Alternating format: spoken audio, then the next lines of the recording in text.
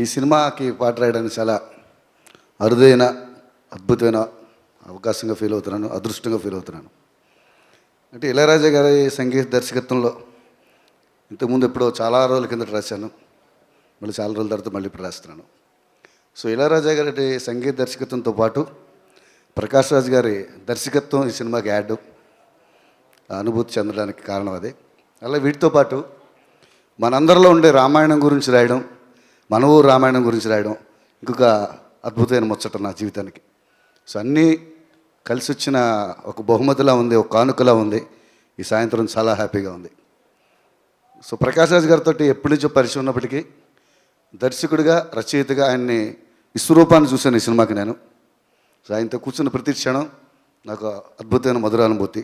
కవిత్వానికి చిన్నపిల్లల్లాగా పులకరించిపోయే మనస్తత్వం ఉన్న ఆయన అలాగే నాకు మిగలాలని, ప్రేక్షకులందరికీ అలాగే కవిత్వీకరించిన సినిమాలని అక్షరీకరిస్తూ సెల్లాడి మీద చిత్రీకరించాలని మనస్ఫూర్తిగా కోరుకుంటున్నాను. సో ఇక మన ఊరు రామాయణం అనే సినిమా గురించి వస్తే, మనలో ఉన్న పాత్రలని, అది కూడా టైటిల్ సాంగు.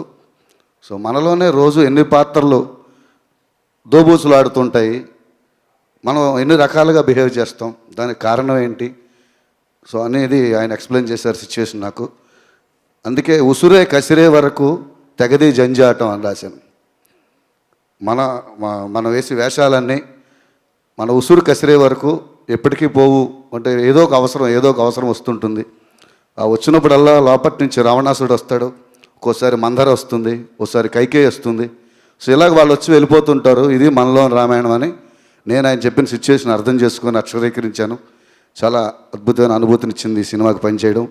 ఈ సినిమా మంచి విజయాన్ని సాధించాలని కోరుకుంటూ మీ అందరితో పాటు నేను సినిమా విడుదల కోసం ఎదురు చూస్తూ సెలవు తీసుకుంటున్నాను. ఆ తర్వాత నెక్స్ట్ డే వెళ్ళి రాత్రి ఆ మట్టిలో పడుకున్నాడు. అలా చాలా రోజులు వెళ్ళి అక్కడ ఏమీ లేని చోట పడుకునేవాడు నైట్ అంతా.